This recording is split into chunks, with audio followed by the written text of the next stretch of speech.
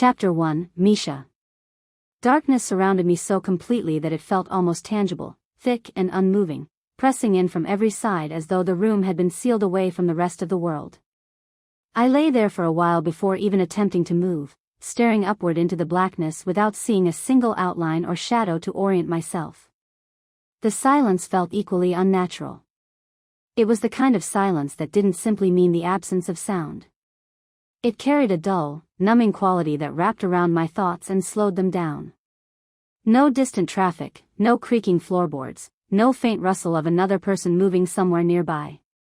Just stillness. I tried to remember how I had ended up there. My mind searched as fingers moved through a bottom drawer in the dark, feeling around for anything recognizable. Nothing surfaced. No clear images. No fragments of conversation. No sensation of falling asleep or being brought there. My memory simply stopped at a blank wall.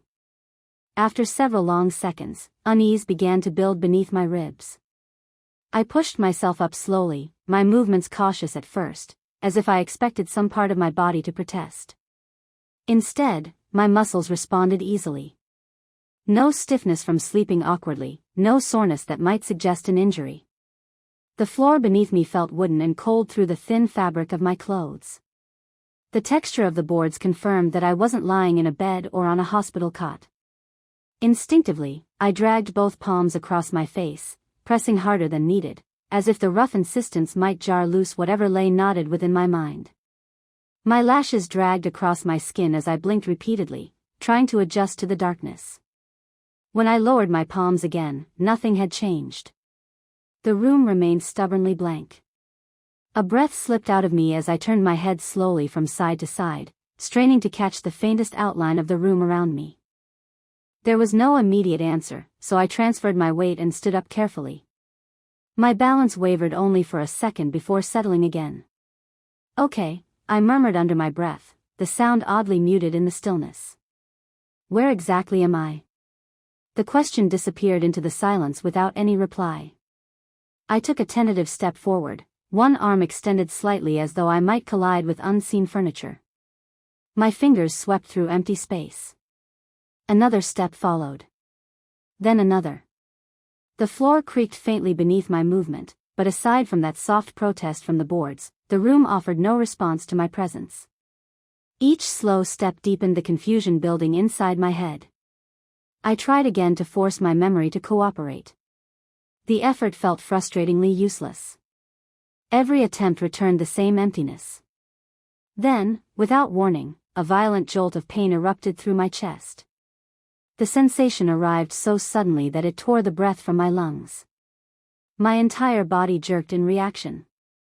I barely managed to twist before my knees buckled beneath me, sending me crashing down onto the wooden floor. The impact rattled through my body, but it barely registered because the pain inside my chest demanded all of my awareness. For a brief instant, the world narrowed to that single, brutal sensation. Then memory struck. I saw the steering wheel beneath my grip. I remembered the glow of headlights cutting through the evening road ahead. My car had been moving steadily down the lane, the pace of driving settling into the background of my thoughts. Then the truck appeared. It wasn't approaching normally. The vehicle had spun sideways across the road, its enormous frame sliding out of control. Tires screeched against asphalt. Metal twisted violently as the truck's trailer swung across the lanes. I remembered the instant my brain realized what was happening. My grip tightened around the wheel. I had tried to steer away, my entire body reacting before conscious thought had time to form. But there had been no time. The truck spun directly into my path. The impact came with a deafening crash of metal and shattering glass. My car lurched violently as the collision swallowed the world around me. After that, nothing. The memory ended there, dissolving abruptly into darkness. I remained on the floor for several seconds after the recollection surfaced, breathing unevenly as the sensation in my chest gradually faded. What disturbed me even more was how quickly the pain disappeared. Within moments, the sharp pressure vanished entirely, leaving behind no lingering ache. Slowly, cautiously, I pressed my palm against my chest, expecting tenderness or bruising. There was nothing. My heartbeat continued at a steady pulse beneath my ribs. No soreness followed when I inhaled deeply. The breath moved easily through my lungs. That doesn't make any sense, I muttered, more to myself than to the empty room. If I had survived a collision violent enough to carve that memory into me, my body would have borne its evidence: cracked ribs, darkening bruises, any visible trace of the impact. I raised my fingers to my scalp and carefully ran them through my hair, feeling along my scalp for swelling or dried blood. My fingers moved slowly across every inch they could reach. Nothing. My skin felt perfectly normal. I checked the back of my neck, then dragged my fingers across my temples and jaw, still expecting to discover some hidden injury. Again, nothing. The pain I had felt earlier now seemed almost intentional, as though it had appeared only to push that memory back into my mind before disappearing again without leaving evidence behind. Pushing those thoughts aside for the instant, I climbed back onto my feet and forced myself to take in the room around me more carefully. My vision had begun adjusting slightly during the time I spent on the floor. Gradually, faint shapes started to emerge from the darkness. The ceiling slanted downward along both sides. Wooden beams crossed overhead. A faint smell of dust and aged wood lingered throughout the room. Recognition stirred slowly in the back of my mind. This wasn't just any room. "This is an attic," I said, studying the slanted ceiling again as the realization settled more firmly into place. Now that the idea had surfaced, the entire room began to feel strangely familiar. Boxes were stacked along the walls in uneven rows. Old furniture sat partially covered with cloth. A narrow walkway cut through the clutter. My gaze drifted to one particular cardboard box sitting a few feet away from where I stood. Thick black letters had been written across its side with a marker. I stepped closer and read the name. Misha. For a second, I simply stared at it. "That's my name," I said slowly, the statement carrying a trace of hesitation that surprised even me. I crouched beside the box and ran my fingers lightly across the letters. The marker strokes felt rough against the cardboard surface. "Is this my box?" I wondered aloud. The flaps weren't sealed. I lifted them carefully and peered inside. Several photo albums rested neatly at the top. Beneath them sat a small collection of awards, a few worn books, and folded clothing tucked into one corner. The objects looked personal, the kind of things people stored away when they wanted to preserve old memories. I picked up one of the albums and opened it. Photographs filled each page, faces smiling to the camera, gatherings frozen in time, places that clearly held significance. I studied the images carefully. Recognition hovered frustratingly close, yet the details refused to settle fully into place. The photographs felt familiar, much as a half-forgotten dream does upon waking, clear enough to stir curiosity, yet distant enough that the full memory refused to form. "I should remember these," I murmured.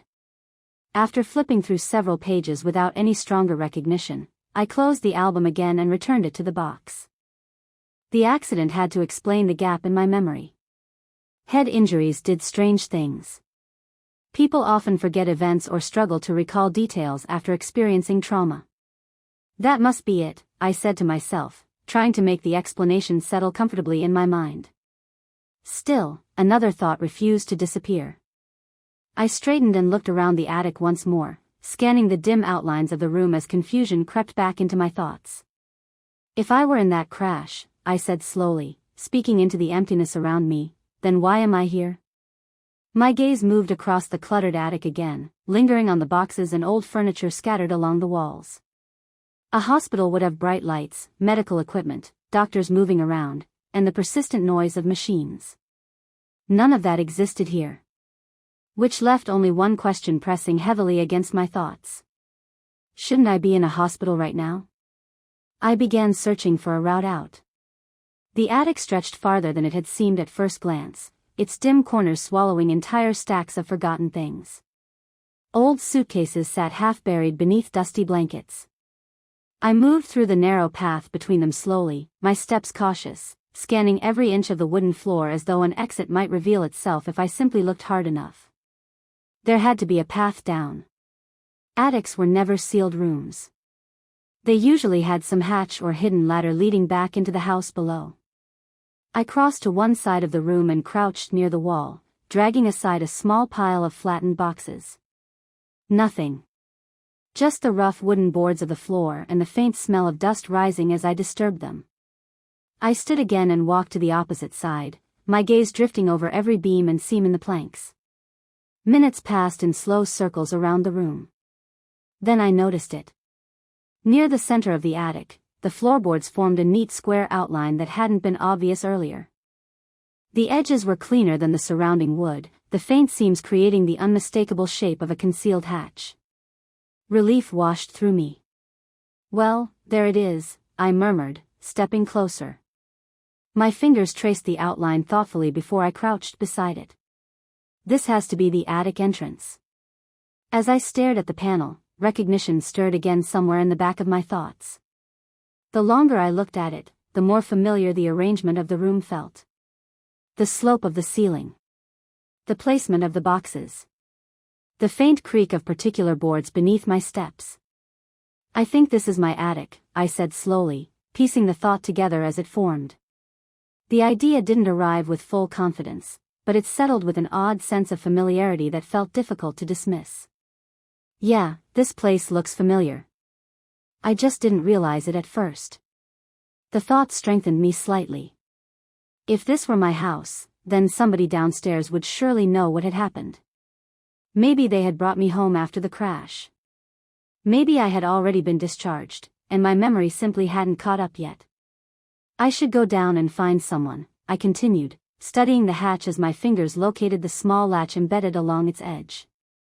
"Somebody has to explain what's going on." The latch lifted easily beneath my grip.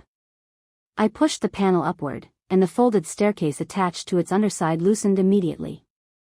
Gravity took hold as the wooden ladder unfolded in a smooth sliding motion, the hinges stretching open while the hatch swung downward. The stairs extended to the floor below with a soft series of clicks as each segment locked into place. I leaned forward slightly and peered through the opening. The hall below lay silent and empty. No movement. No voices. I hesitated for a brief second before stepping onto the first rung. The ladder held even beneath my weight as I descended carefully, each step measured while I kept one palm resting lightly against the side of the frame for balance. When I reached the bottom, I stepped off onto the hallway floor and turned back to the opening above me.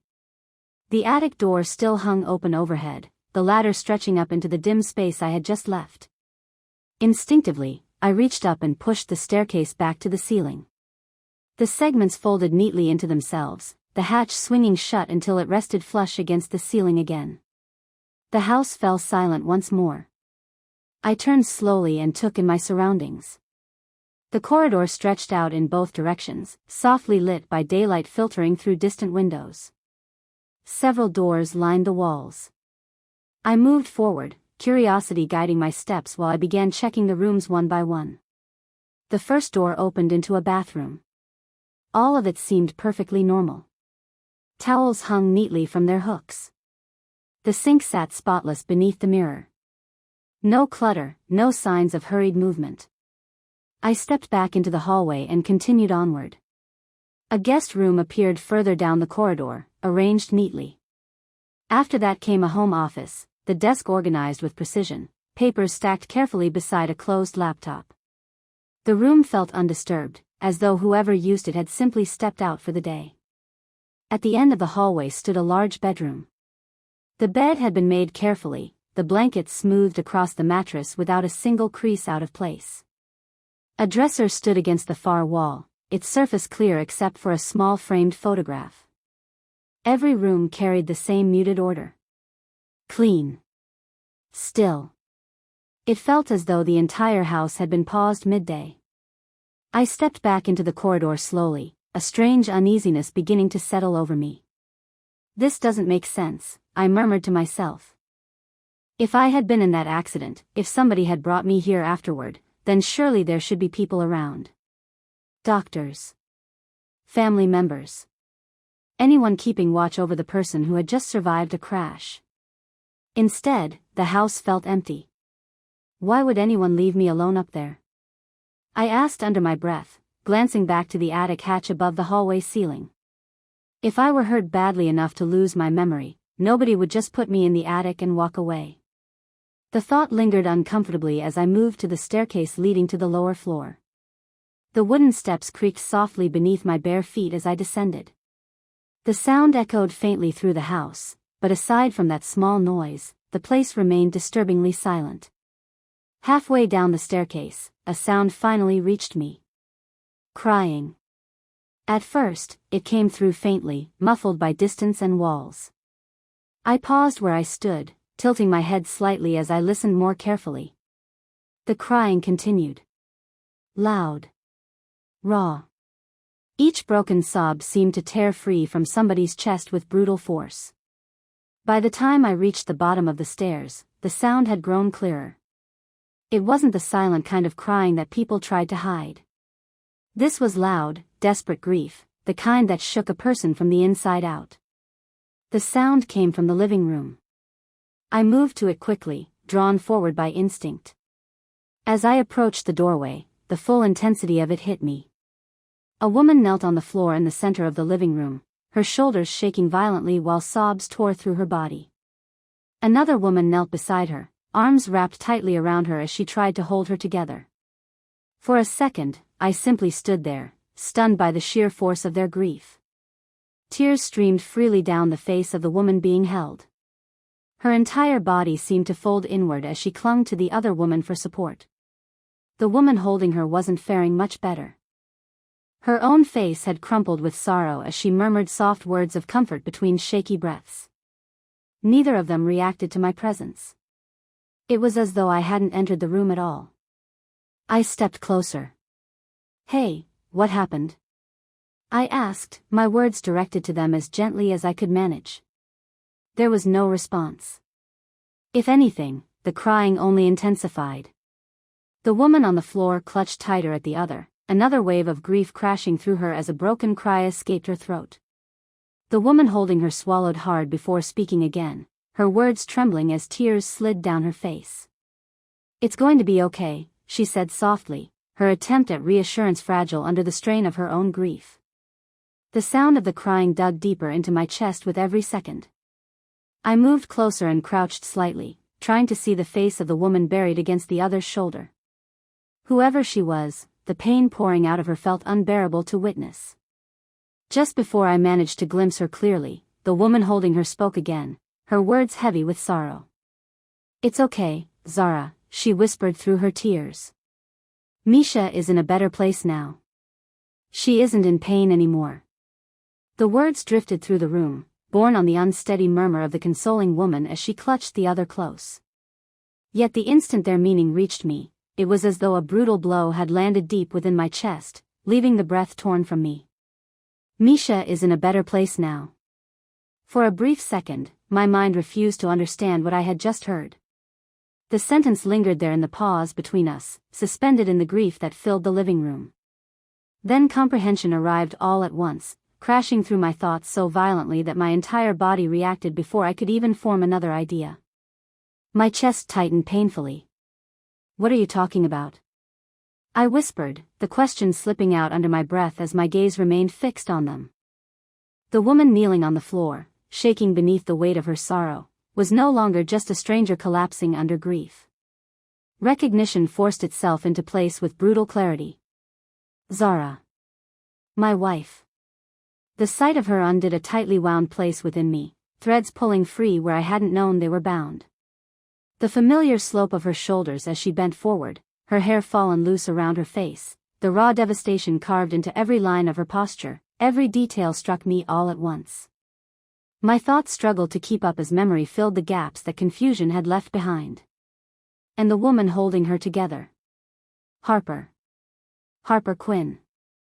The name surfaced immediately, carrying with it years of shared memories that returned in fragments too fast for me to process properly. Harper's arms remained wrapped around Zara as she rocked gently back and forth, whispering reassurances that sounded fragile under the strain of her own grief. But the sentence she had spoken still echoed through my mind. "Misha is in a better place now." A chill spread slowly through my chest. But I'm standing right here, I said, the words directed to them even though a terrible suspicion had already begun forming inside my head. Neither of them reacted. Zara's sobbing continued unchecked, each broken cry tearing through her as though the pain had rooted itself somewhere deep inside her chest and refused to loosen its grip. Harper's fingers tightened slightly around Zara's shoulders as she tried to calm her. I don't understand, I said, stepping closer despite the unease building inside me. Why are you saying things in that manner? There was still no response. Not even a glance in my direction. The realization crept up my spine slowly, cold and suffocating. They couldn't hear me. They couldn't see me. The living room began to feel unstable, as though the ground beneath my feet had started moving without warning. My breathing turned shallow, uneven, each breath arriving too quickly as panic began tightening its grip around my chest. No, that doesn't make sense, I murmured, trying to push the thought away before it could resolve. But the evidence stood right in front of me. Zara clung desperately to Harper, her entire body trembling with grief so intense it seemed to tear through her from the inside. The woman I had shared my life with was grieving. Grieving me. My thoughts spiraled wildly. What do you mean, I'm in a better place? I asked again, louder this time, my words tumbling out with growing desperation. Why are you saying that when I'm right here? Still nothing. My head began to feel strangely heavy, as though the burden of understanding had suddenly increased beyond what my mind could hold together. The edges of my vision blurred slightly. I tried to stabilize myself, but the floor beneath me seemed to tilt. My breathing became shallow and erratic. I don't understand, I repeated under my breath, my chest tightening further as panic began to flood every part of me. My foot slid backward against the rug, and my balance faltered completely. Before I could catch myself, my body dropped to the floor. The impact barely registered through the chaos in my thoughts as I landed several feet away from them. All I could see was Zara.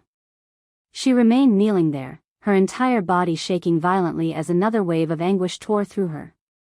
The sound of her crying filled the room completely, raw and unrestrained, which made my chest ache just hearing it. I had never seen her like this. Not once. Watching her come undone before me sent a fracture tearing through my chest, sharp and unforgiving, as though a hidden seam had finally split open. How did this happen? I whispered, the question spilling out without direction as I stared at her. My thoughts raced through possibilities that refused to settle into any kind of sense. Why is she mourning me? Why can't she hear me? Why am I standing here watching this happen? Tears gathered in my vision without warning. I wiped at my face quickly, barely aware of the motion as I forced myself upright again. The sight of Zara trembling on the floor pulled me to her before I could stop myself. I dropped down onto my knees beside her, closing the distance between us until I sat only inches away. Her body convulsed with every sob, and it tore straight through me. It's okay, I said gently, reaching to her instinctively. I'm right here, baby. The words carried every ounce of comfort I could gather, the same reassurance I had given her countless times during the smaller storms life had thrown at us. She didn't react. Her sobbing continued exactly the same. The silence that followed my attempt to reach her felt heavier than anything else in the room. Nothing about this made sense. My mind searched desperately for an explanation, grasping at fragments of memory that floated just beyond reach. The harder I tried to make sense of it, the faster my thoughts spiraled. Then the memories returned. Not gently. They rushed forward in a sudden surge that pulled me out of the living room entirely. Bright white lights burned into my vision. The sharp smell of antiseptic filled my lungs.